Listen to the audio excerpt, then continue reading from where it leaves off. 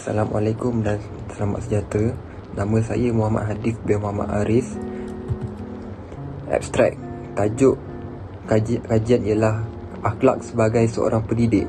Tajuk kami juga merangkumi akhlak sebagai seorang pendidik juga sebagai seorang pelajar.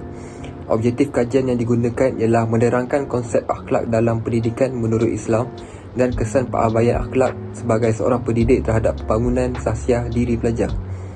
Kaedah bagi menyelesaikan kajian kami melalui pelbagai khabar, akhbar dan jurnal yang berkaitan tentang akhlak dalam pendidikan. Kami mengulas berkenaan isu semasa yang terjadi pada masa kini. Melalui sumber akhbar dan jurnal, kami mendapati terdapat banyak masalah yang dihadapi oleh seorang pendidik dalam mendidik pelajar. Walau bagaimanapun, masalah akhlak dalam kalangan pelajar juga harus dititik beratkan. Secara konklusinya, daripada kerja khusus ini, saya mendapati bahawa pelbagai masalah akhlak dalam kalangan pendidik dan juga pelajar. Pengenalan. Pada era globalisasi ini, menjadi seorang pendidik ataupun lebih dikenali sebagai guru merupakan satu cabaran yang amat tinggi. Seorang pendidik perlulah mempunyai akhlak yang baik untuk mendidik anak bangsa. Akhlak merupakan salah satu elemen utama dalam proses kehidupan seseorang Muslim. Akhlak bermaksud budi pekerti, perangai, tingkah laku dan tabiat. Takrif akhlak menurut Ibnu Miskawai pula adalah satu tindakan hasil gerak hati tanpa memerlukan seseorang berfikir sama ada melalui tabiat semula jadi atau melalui latihan dan kebiasaan. Assalamualaikum warahmatullahi wabarakatuh. Nama saya adalah Muhammad Hafizul bin Abdul Karim. Saya akan membentangkan tentang objektif kajian dan kepentingan kajian bagi grup 8. Saya akan menerangkan objektif kajian.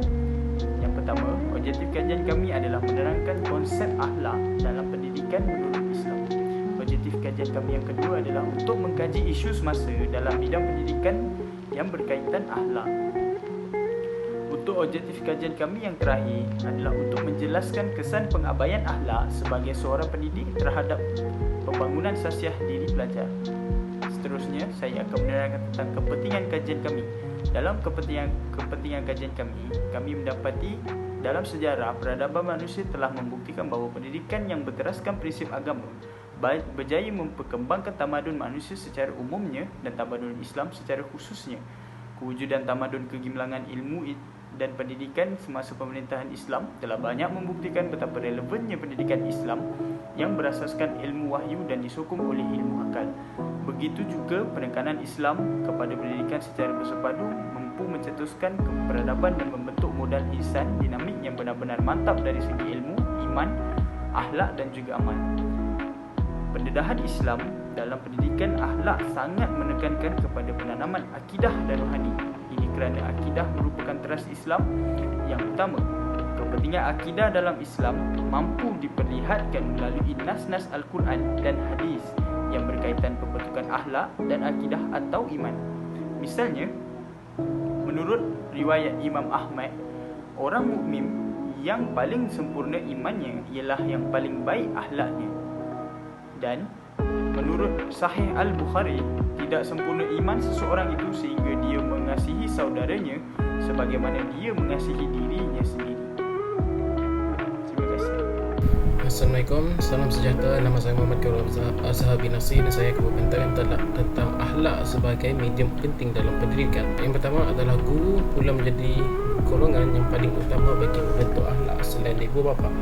Oleh itu, pendidikan Islam di sekolah menekankan kemahiran penghayatan ilmu demi melahirkan individu yang bertakwa. Kerana pelajar pada zaman sekarang adalah pemimpin di masa hadapan. Yang kedua, akhlak guru adalah semua tingkah laku guru, termasuk kata-kata, tutur kata, pemakaian dan tingkah laku terhadap guru semasa pengajaran dan pembelajaran pendidikan Islam. Yang ketiga, malamat pengajian Islam selain menanamkan akhlak mulia adalah juga meningkatkan kecerdasan spiritual. Oleh itu, guru yang berakhlak mulia mudah membentuk murid-murid agar peningkatan kecerdasan spiritual akan menjadi lebih terjamin demi masa depan yang lebih cemerlang di dunia dan di akhirat. Teori akhlak sebagai guru menurut Imam Al-Ghazali boleh didapati dalam penulisannya Ihya Ulumuddin. Terdapat 6 teori yang telah diubah suai. Yang pertama adalah seorang guru mestilah mempunyai sifat berkasih sayang dan simpati, iaitu menyayangi murid seperti anaknya sendiri. Dan yang kedua adalah seorang pendidik harus ikhlas dan mengajar secara ikhlas dengan niat semata-mata kerana mencari keredaan Allah Subhanahu Wa Taala. Yang ketiga adalah guru sentiasa menasihati murid dengan memberi kata-kata yang baik. Dan yang keempat adalah seorang guru harus mencegah kesilapan dengan berhikmah. Teguran guru melalui kata-kata yang mudah difahami dan disenangi murid. Kerana jikalau ditegur secara kekerasan, dibebani, murid akan berani menentang gurunya. Dan yang kelima adalah pengajaran bertahap mengikut kemampuan akan murid. Dan yang terakhir adalah beramal dengan ilmu. Al-Ghazali menegaskan bahawa umat Islam perlu berilmu dan menjauhi dari taklid agar Islam dan institusi pendidikan tidak dianggap ketinggalan zaman. Assalamualaikum warahmatullahi ta'ala wabarakatuh. Pada hari ini saya akan menyambung pembentangan, iaitu dengan tajuk konsep akhlak dalam pendidikan sebagai seorang murid. Antara akhlak sebagai seorang murid menurut Islam dalam pendidikan adalah murid seharusnya menghormati guru mereka. Akhlak yang sempurna dan cantik dalam menuntut ilmu seharusnya diaplikasikan dalam diri sendiri supaya dapat membentuk model insan yang sempurna, seperti mana dalam firman Allah Subhanahu Wa Taala dalam surah Al-Mujadalah ayat yang ke-11. Bismillahirrahmanirrahim. Ya ayyuhallazina amanu idza qila lakum tafassahu fil majalisi fafsahu yafsahillahu lakum wa idza qila anshuzu fanshuzu yarfa'illahu allazina amanu minkum wallazina utul ilma darajat wallahu bima ta'maluna khabir. Subhanallahul. Yang membawa maksud, hai orang-orang yang beriman, apabila dikatakan kepadamu berlapang-lapanglah dalam majlis, lapangkanlah, nescaya Allah akan memberi kelapangan untukmu. Dan apabila dikatakan berdirilah kamu, maka berdirilah, nescaya Allah akan meninggikan orang-orang yang beriman di antaramu dan orang-orang yang diberi ilmu pengetahuan beberapa darjat, dan Allah Maha mengetahui apa yang kamu kerjakan. Bismillahirrahmanirrahim. Assalamualaikum. Nama saya Rizal Binan, dan pada bagian saya akan membentangkan mengenai isu-isu semasa berkaitan dengan pendidik serta data-data yang berkaitan. Dan tanpa boleh kita melihat pada laporan yang diterbitkan oleh Berita Harian pada tahun 2018 27 Januari, di mana Timbalan Menteri Dalam Negeri pada ketika itu YB Datuk Nur Jazlan Muhammad ada menyatakan bahawa hampir setiap minggu laporan polis dibuat terhadap guru, dan ini membabitkan situasi yang berlaku di seluruh negeri atau negara kita. Yang kedua, kita lihat perbandingan data dari pihak KPM sendiri, iaitu data bagi tahun 2018 dan juga data pada tahun Februari 2021, yang mana jumlah kes tahunan 2018 berjumlah 79, manakala jumlah kes Februari 2021 sebanyak 75. Dan harus kita ingat bahawa sekiranya data terkumpul pada tahun 2021 telah diterbitkan, saya pasti jumlah kes ini akan menjangkaui jumlah kes tahunan pada tahun 2018, dan kita tidak membuat perbandingan data pada tahun 2019 hingga 2020 kerana pihak KPM sendiri tidak menerbitkan laporan pada tahun tersebut. Seterusnya kita lihat pada isu-isu semasa yang keluar pada 2021, antaranya guru tadika yang telah diberhentikan kerja kerana mencampak dan memukul anak muridnya ketika sesi PDP. Seterusnya pula tular juga berita mengenai guru pendidikan jasmani yang membuat jenaka rogol ketika sesi PDP, dan kes ini masih dalam siasatan. Dan seterusnya pula membabitkan guru agama yang didakwa liwat damang seksual, dan guru tersebut telah didakwa dikenakan 3 pertuduhan dan siasatan masih dijalankan. Juga mengenai isu yang telah lama wujud, yang mana guru melakukan pemeriksaan paksaan terhadap pelajar wanita untuk memastikan pelajar itu datang haid ataupun tidak, dan kes ini mendapat perhatian daripada pihak Kementerian Pengajian Tinggi sendiri. Assalamualaikum warahmatullahi wabarakatuh. Nama saya Muhammad Izzah bin Osman, dan sekarang saya akan membentangkan faktor yang mempengaruhi berlakunya kes guru bertindak ganas terhadap murid. Mari kita ke slide seterusnya. Antara faktor berlakunya kes guru bertindak ganas terhadap murid ialah yang pertama, bebanan kerja guru selain dari mengajar. Guru kini bukan sahaja mengajar tetapi dipertanggungjawabkan dengan tugas di luar bidang kerja mereka seperti mengutip dana untuk pelajar dan pihak sekolah. Malah guru kini menghadapi dengan bilangan murid yang ramai dalam satu kelas. Bagi faktor yang kedua ialah kerenah pelajar yang sukar dikawal. Guru mengalami stres kerana berhadapan dengan tingkah laku pelajar yang sukar dikawal kerana pelajar datang daripada pelbagai latar belakang serta kerenah. Selain itu, ibu bapa kurang memahami dan tidak membantu dalam pembentukan akhlak pelajar. Malah terdapat pelajar yang bersikap malas, nakal dan tidak mendengar kata, menyebabkan guru hilang sabar sekaligus menyebabkan berlakunya kes tersebut. Seterusnya ialah tiada minat kepada profession perguruan. Apabila guru tidak minat terhadap profession seorang guru, guru tersebut tidak akan melakukan kerjanya dengan ikhlas, sedangkan kerja itu boleh dianggap sebagai satu ibadah. Malah guru tersebut tidak dapat menyesuaikan diri dengan murid yang pelbagai kerenahnya. Ini menyebabkan guru tersebut boleh bertindak ganas dalam pekerjaannya. Dan akhir sekali ialah kekurangan latihan tentang kaedah menangani stres.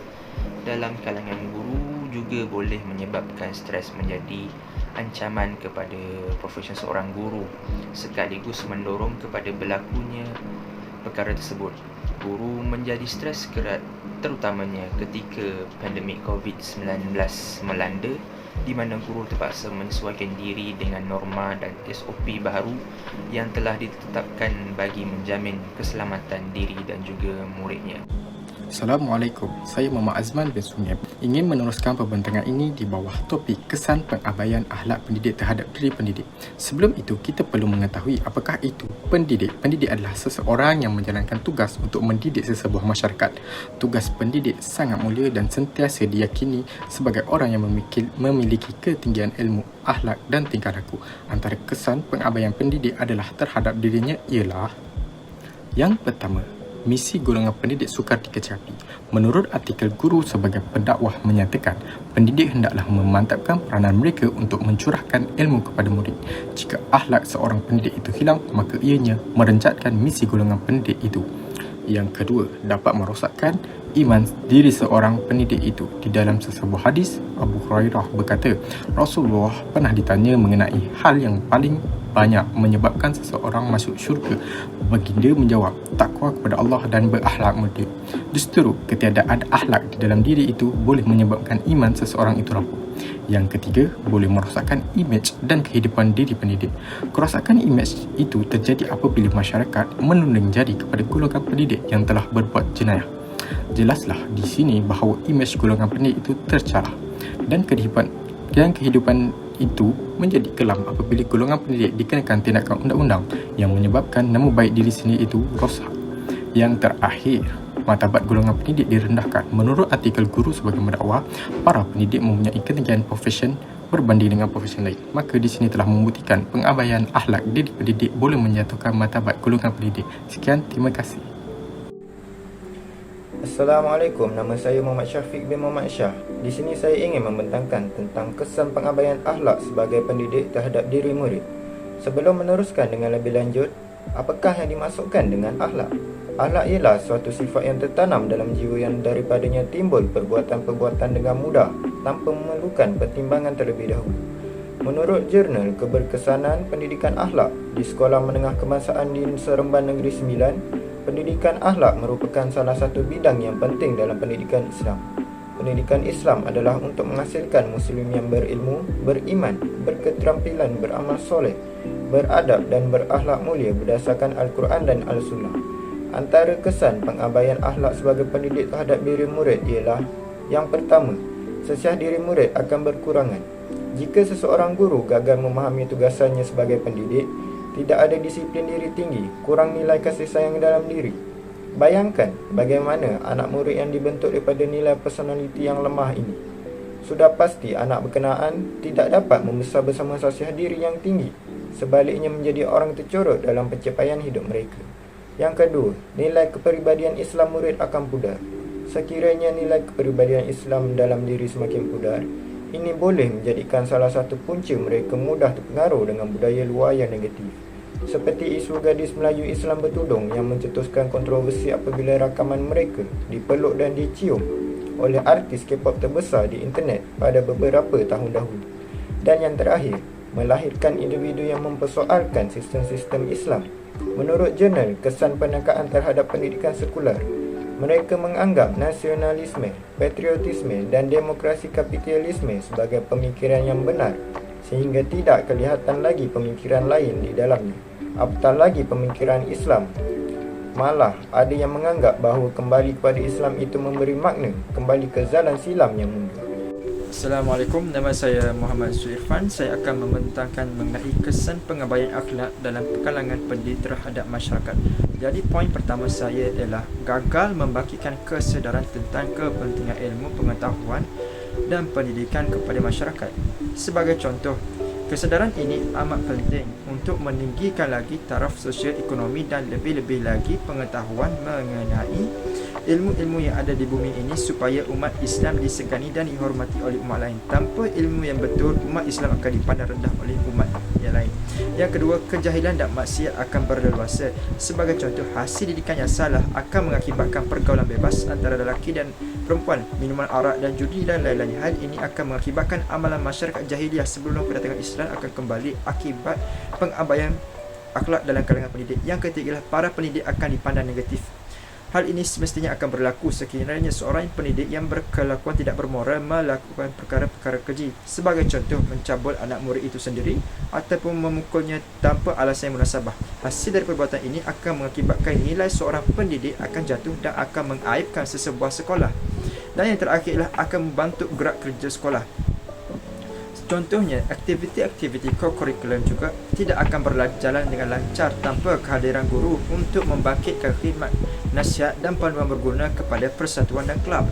Pentadbiran sekolah juga turut bergerak perlahan kerana tidak mendapat kerjasama penuh daripada guru yang bertindak akibat menghilangkan diri dalam memastikan segala laporan kertas kerja dan data pelajar dihantar tepat pada waktunya untuk memudahkan pihak sekolah membuat perancangan tahun. Ini semua berpunca dari pengabaian akhlak dalam kalangan pendidik yang akan memberi kesan kepada masyarakat dan juga sekolah. Itu sahaja daripada saya. Terima kasih. Assalamualaikum, nama saya Muhammad Nizam bin Kamis. Hari ini saya nak membentangkan tentang kesimpulan. Kesimpulan untuk kajian perpustakaan kami, hasil yang dari kajian perpustakaan yang kami dapat lakukan iaitu konsep akhlak dalam pendidikan. Terdapat banyak masalah yang dikupas pada kajian lepas.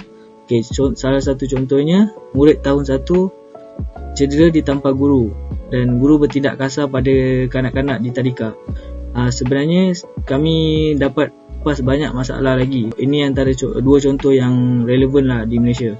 Cara mengatasi masalah, antara contohnya, setiap pendidik haruslah menunjukkan contoh yang baik untuk dijadikan tauladan kepada pelajar.